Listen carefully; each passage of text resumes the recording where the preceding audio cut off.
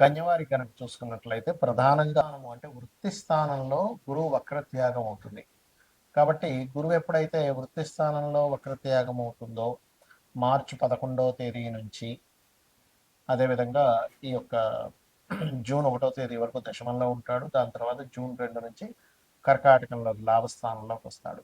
కాబట్టి ఈ యొక్క గ్రహస్థితి మూలంగా మీకు కలిగే ఫలితాలు ఏమిటి, అదేవిధంగా గురువు మీ రాశిలో కనుక వక్రించుంటే మీకు పర్సనల్గా జరిగే ఫలితాలు ఏమిటి, ఏ దేవతారాధన చేసుకోవాలి, ఎటువంటి విషయాల పట్ల మీకు జాగ్రత్తగా ఉండాలి అనేటువంటి అంశాలు చెప్తుంది నేనైనప్పటికీ చెప్పిస్తుంది సాక్షాత్ లలిత అమ్మవారిగా భావిస్తూ, దశమ స్థానంలోకి వక్రత్యాగమైనందుకు ఒక రకంగా చెప్పాలంటే మీకు మరియు మీ జీవిత భాగస్వామికి ఉద్యోగ సంబంధించిన అవకాశాలు రావడము, కొంచెం ఉద్యోగంలోనే కాస్త ఎక్కువ స్ట్రెస్ అవ్వడము, కొంత చూడండి పాలిటిక్స్ అంటుంటారు, ఉద్యోగంలో కొన్ని పాలిటిక్స్ జరుగుతున్నాయండి బాబు నేను భరించలేకపోతున్నాను అంటూ ఉంటారు.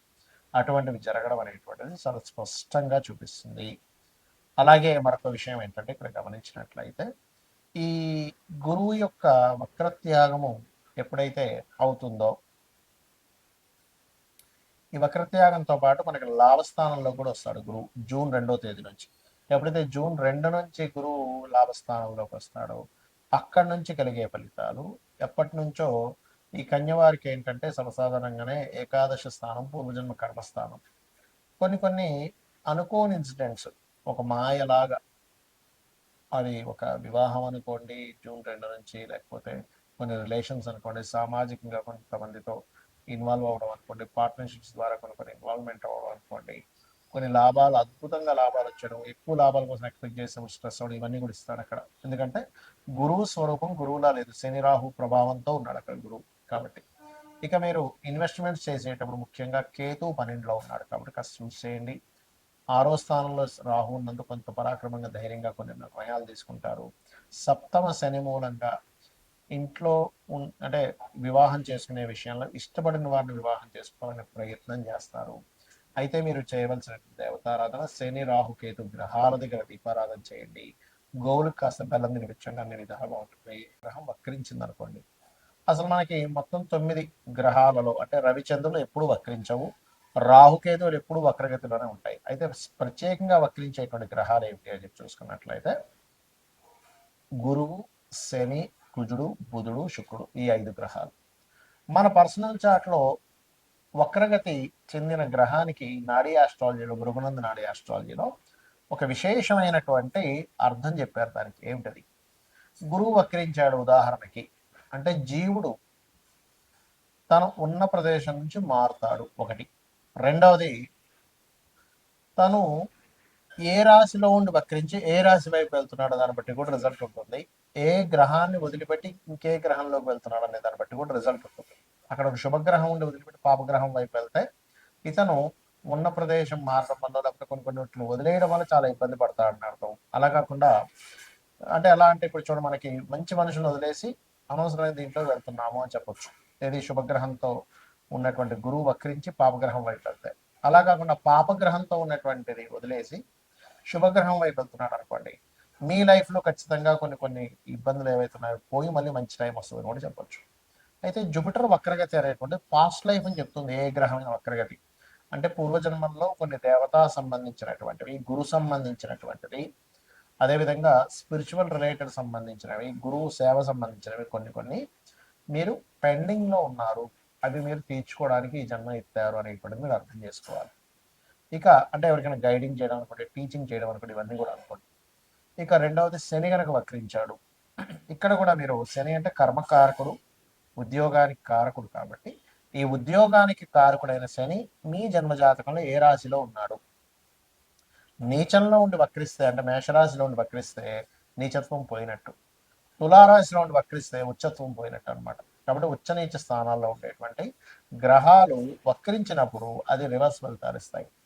అలాగే మిగతా రాశుల్లో ఏ రాశిలో ఉండి వక్రించాడు, ఆ యొక్క తత్వాన్ని వదిలిపెట్టి పక్క తత్వాన్ని ఇది తీసుకోబోతుంది అనేటువంటిది మీరు అర్థం చేసుకోగలగాలి.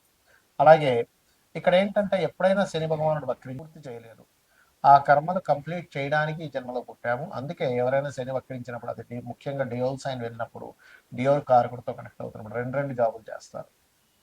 అది. ఇక మరొక విషయం ఏంటంటే ఇక్కడ ఉన్న ప్రదేశం నుంచి ఇతర ప్రదేశాలకు వెళ్తే వీళ్ళ యొక్క కెరీర్ బాగుంటుంది అనేటువంటి సంకేతం. మీ జన్మజాతకంలో కనుక శని వక్రించాడంటే. ఇక కుజుడు వక్రించాడు, అది ఉండే కండిషన్ బట్టి. అంటే ఇప్పుడు కుజుడు కనుక వక్రించి మంచి స్థానం వైపు వెళ్తూ ఉంటే భూముల వల్ల కలిసి రావడము, కుజుడు కనుక వక్రించి ఏ కేతు గ్రహంతో లేకపోతే కొన్ని పాప గ్రహాలతో కలిస్తే భూముల వల్ల ఇబ్బంది రావడము, అదేవిధంగా అన్నదమ్ముల వల్ల ఇబ్బంది రావడము, మనిషి యొక్క మనకి వెన్నుముక్క అంటారు, వెన్నుముక్కకి సంబంధించిన బ్లడ్ సంబంధించిన జీవిత భాగస్వామిలో ముఖ్యంగా స్త్రీలకి భర్త సంబంధించినటువంటి విషయాల్లో ఉంటూ ఉంటుంది. అదేవిధంగా మరొక విషయం ఏంటంటే పరాక్రమ కారకుడు కాబట్టి ఏ స్థానంలో ఉండి వక్రించాడని చూడాలి. 4లో ఉండి వక్రిస్తే 3లోకి వస్తున్నాడు కాబట్టి పరాక్రమం ఉంటుంది.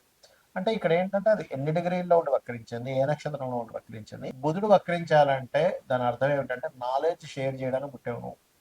నీవు ఎంత నాలెడ్జ్ని షేర్ చేస్తూ ఉంటే లైఫ్లో అంత ఎదుగుతూ ఉంటావని దీని యొక్క అర్థం.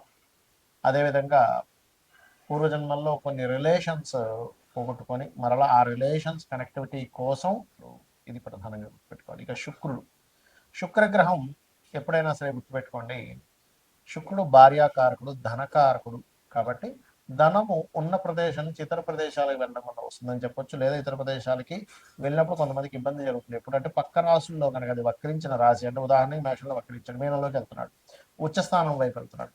అలా కాకుండా మీనంలో ఉచ్చస్థానంలో వక్రించడం ఉచ్చస్థానం పోగొట్టుకుంటుంది. అదేవిధంగా ఏ రాశిలో అయినా శుక్రుడు వక్రించినప్పుడు ఆ వెనక రాశిలో ఉండే ప్లానెట్ ఏమిటి, ఆ వెనక రాశిలో ఉండే ప్లానెట్ యొక్క స్థితి ఎలా ఉంది కూడా చూసుకోవాలి. ఇక మీరు ఈ గ్రహాలు వక్రించినప్పుడు దానికి సంబంధించిన అంటే కొంతమందికి స్త్రీలతో, ఇప్పుడు శుక్రుడు అనుకోండి, స్త్రీలకు చేయాల్సిన కొన్ని బ్యాలెన్స్ ఉండిపోయాయి. అంటే చెల్లి అనుకోండి, భార్య అనుకోండి. అదేవిధంగా అందుకే కొంతమంది సప్తమంలో కనుక శుక్రుడు వక్రిస్తే జీవిత భాగస్వామి దూరంగా వెళ్ళడం, జీవిత భాగస్వామితో ఏదో కారణం చేత దూరంగా ఉండడం కూడా జరుగుతుంది లగ్న సప్తమాల్లో వక్రించినప్పుడు.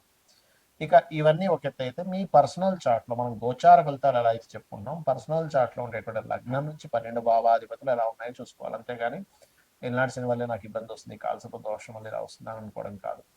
ఇవి చూసుకుంటూ మీకు సరే మీ జాతకం తెలియదు రెగ్యులర్గా రోజు లలితా సహస్రనామాల యొక్క శ్రవణం కానీ పఠనం కానీ చేయండి, ఖచ్చితంగా మీకు బాగుంటుంది. శ్రీమాత్రే నమః.